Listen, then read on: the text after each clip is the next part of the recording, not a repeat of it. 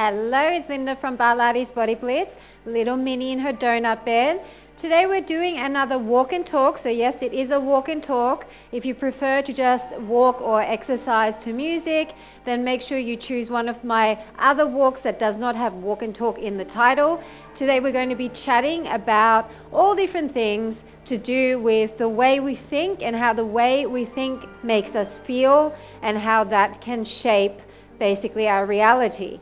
So today we're doing something slightly different. We're going to be using a band throughout our walk and talk. If you don't have one, don't worry about it too much. We're mainly going to just engage the upper body with the band. So if you wanted to, you could use light hand weights instead. We're going to get straight into it. Every 60 seconds I'll change up the exercise, but it's all going to be easy to follow. So at the moment, I just want you to start marching in place and give me light little pulls on the band. So you're marching, keeping your tummy pulled in, your shoulders down and back. And I just want a really light pull, nothing crazy. Deep breaths, put a smile on your face. And the whole point of this walk is 20 odd minutes, 2,000 steps of having fun, moving our body, and just being grateful that we are able to move and do this workout. If your arms get too sore with the band, just drop it. Otherwise, you can just change positions. Maybe up higher is easier for you. Up to you. I don't want it to be a torturous workout by far. Now, the beat of the music may be a bit crazy at times, so you do not have to follow along with the beat. As you can see, I've got a little bit of a techno vibe happening. Let's start doing little bicep curls, slightly pulling out on the band, but one up, one down. Still just walking with that lower body. We're going to get into some other steps soon. I just want to make sure that we're heating everything up in a very gentle way while I start talking to you about thoughts and emotions. So I want to keep it really simple. And I want today to be really more for those people who may not be totally unhappy with their lives. They may be quite happy. They may have a good career. They may have beautiful pets, beautiful children, a beautiful partner. And they may be quite happy in themselves, but there could just be a few areas. Let's go wide and just start twisting, pulling out on that band and pointing the toe and tapping. There could just be a couple of areas in their life where they feel stuck. It may not be anything major. It may not be that they, hate their life or anything like that, but they just feel a little bit stuck and they want some help to find more joy in those areas. Now, let's talk about how our emotions can affect our mood, our actions, and consequently our lives. So we all know that when we have a joyous moment, we can feel that happy energy flooding our entire system. And when we're in the moment, enjoying something, maybe doing something like a favorite hobby or whatever it is, someone surprises you, let's go overhead press. Now, always want tension on the band. 2 steps across. You know how happy you can feel. You can feel elated. Your whole body feels just full of endorphins. You feel warm and fuzzy in your belly. And the whole thing just makes you feel so good, right? And then on the other hand, we can have emotions that are very negative. Something may happen beyond your control. Someone might pass away that you love, or something happens like you're in a terrible accident, or you get a really terrible health diagnosis. Now you know how that makes you feel, right? Knots in your stomach, maybe anxiety, maybe you start breathing really shallow and short. There can be all sorts of symptoms to that. Let's go twist and twist. So again with those taps, but twisting through the waist and pulling on the band. So the beat has slowed down a bit, which means you can go down and up a little bit through those legs. So depending on what circumstances happen, we can feel certain ways and emotions in our body, and those can have physical sensations. But did you know that the brain cannot actually differentiate between something happening in real time and something that you're just thinking? So you could be replaying a negative event in your mind that happened in the past, and your body can produce those same feelings, emotions, and physical symptoms that you felt. Let's go heel in front and a figure 8. Pull out on that band. Those same emotions, feelings, sensations in your body as if it were currently happening. Maybe sometimes you are more removed from that situation and your emotions aren't quite as vivid. But for some people, like I've mentioned in other videos, some people that have PTSD, for example, they definitely feel it just as intensely as it was just happening. And in the same way, you think of something that happened in the past that was really joyful and positive, and you can be flooded with those warm, fuzzy feelings. So can we all agree then, and this is not just me saying it, but it's neuroscience proving it time and time again with research and test studies, can we agree that the way we think can affect our emotions? Let's go. Row your elbows behind, keep them tight, butt kick. That the way you think, your thoughts, can affect your emotions, which can affect your physiology. Can we agree with that? I mean, this is something that's quite well known in psychology. You know, if you're a podcast watcher, it's being talked about so much. So it's something that's kind of a fact. It's not even something that's speculation. So then, if that's the truth, what should we be doing? Do you think we should be sitting there ruminating on negative things? Or perhaps we should be thinking positive things? So there's this one lady that I follow. She's a hypnotherapist, and I'm not talking about woo-woo hypnotherapy here. She's more like a psychologist, hypnotherapist. And she talks about, let's go up and down while we march in place. She talks about telling yourself a better lie. So she said, most of us lie to ourselves about negative things. I can't do this. I'm not intelligent enough. I'm not pretty enough. I'm not skinny enough. All these things that we tell ourselves every single day. So if you're going to lie about yourself all the time in the negative, why not make it a better lie? Why not say something positive instead? If you're going to say something such a blanket statement like, I'm stupid, I'm not good enough, all of these blanket statements that totally are just coming from an automated way of thinking, then why not slowly start to change those negatives into lies that are positive and that can consequently, so let's go 1 and 2 and then pull and pull. Push and push, then pull out to the side. Maybe low to high, pull and pull. Push and push, pull to the side. So if you can get praise from someone, say you did something and they really say, wow, that was amazing, you did so good, and they genuinely mean it. You know that feeling you get when someone acknowledges something you've done? Guess what? You can do that to yourself. And yeah, at first you might be thinking, this is stupid. I don't really mean it. I don't really deserve my own praise for something like that's quite small maybe. Just getting through the day without being really negative or angry, for example.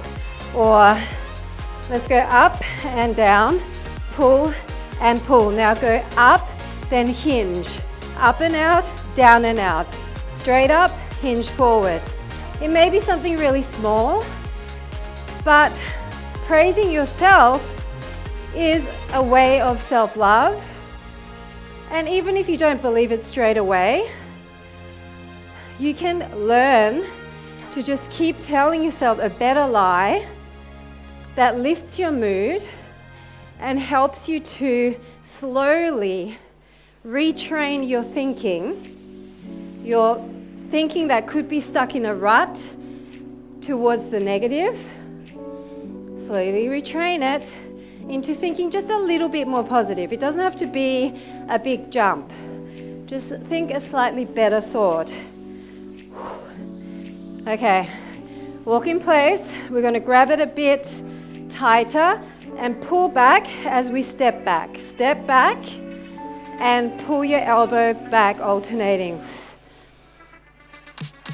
So, sometimes we may feel there's no way that I can control my thoughts because they just come in so quick and fast, right?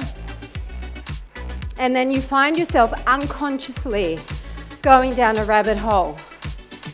And you're already thinking about something for 20 minutes and getting more and more miserable about it before you even catch yourself. Guess what? There are techniques you can do that can help you to create more space in your thoughts or between your thoughts. And if you have more times where you're thinking less, then you're more in control. 1, 2, 3, 4, butt kick. 2, 3, 4. So one of the techniques that you can use is meditation. And please don't say, I can't meditate, because what is meditation to you? There are so many ways to meditate.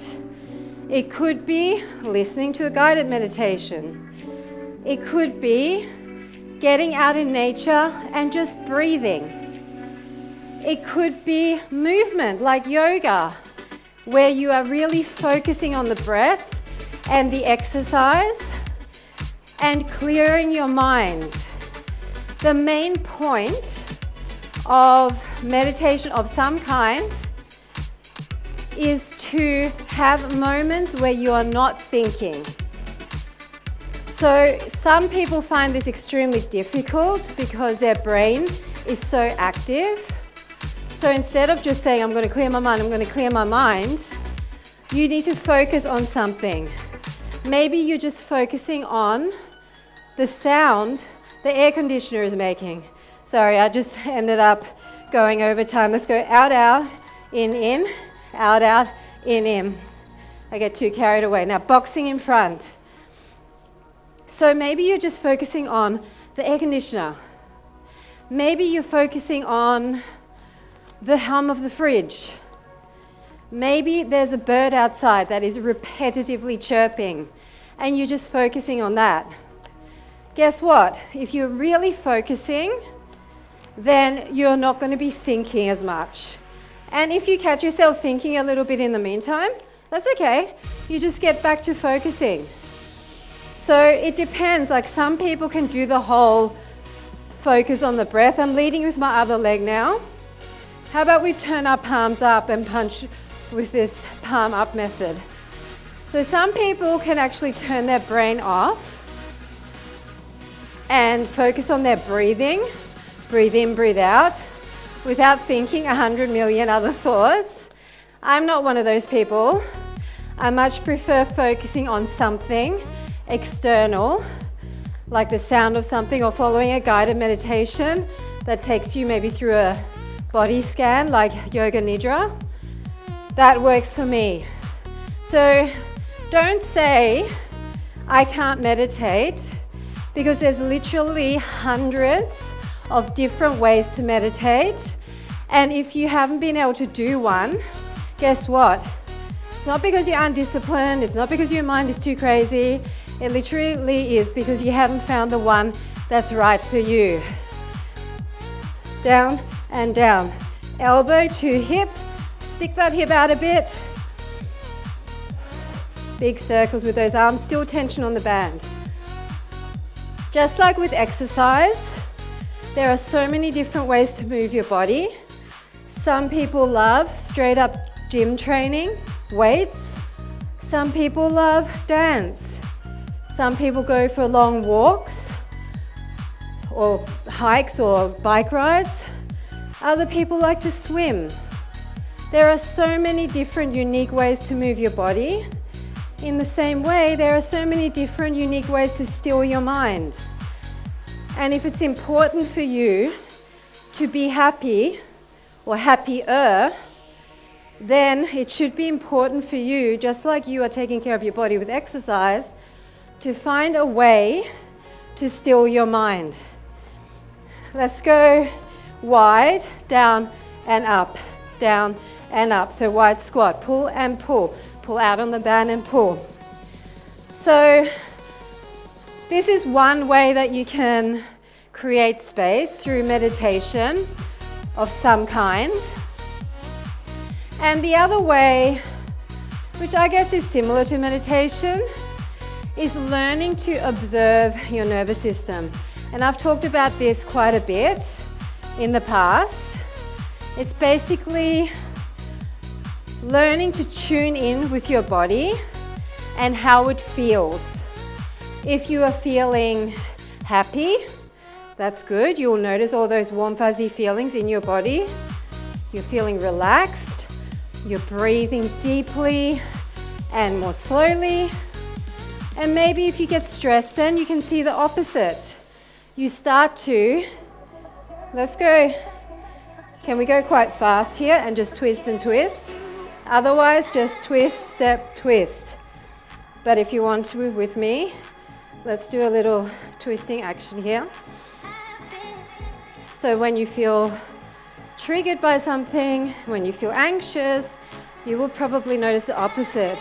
Shortness of breath, maybe your heartbeat increases, maybe you get sweaty palms, maybe you feel tightness in your chest. There could be all different symptoms to when you're feeling unsafe and stressed and fearful. And simply just noticing how you're feeling is creating space. It's one step towards being able to change all of those rapid thoughts that are flooding into making you feel that way. 1 and 2 and out. 1 and 2 and out. Maybe bounce it a little bit if you want. 1 and 2, heel. We often put everyone else first and we just muscle through and don't even consider ourselves, how something is making us feel. Then we get annoyed at ourselves for even getting flustered, for even getting angry, for even being anxious. And we don't accept that there's a reason, a legitimate reason, why we are feeling a certain way. We are our own worst enemy in that department. We judge ourselves for not being perfect and for not being able to handle our shit. Excuse my French. Let's go back to this. But unfortunately, judging ourselves, trying to muscle through, is not going to help us to deal with the underlying issues that are causing us to feel those negative emotions. If you haven't already watched some of my other walks where I talk about learning how to be more authentic, learning how to identify whether you're a people pleaser, whether you're doing things to please others at the expense of losing your true identity and have always done that your whole life, like I did, please watch those walks because I can't go into as much detail here, seeing it's only a 20-minute walk and we're nearly done. But the fact is that if you beat yourself up and the world's already beating you up, you have a much lesser chance Let's just pull out overhead and walk in place. You have a much lesser chance of being happy, of finding happiness, of finding joy. So basically finding some space between your thoughts through meditation, through checking in with how you're feeling physically, that will give you a little bit of leadway to then change those thought patterns and beliefs that you might hold about having to be perfect, about having to please everyone.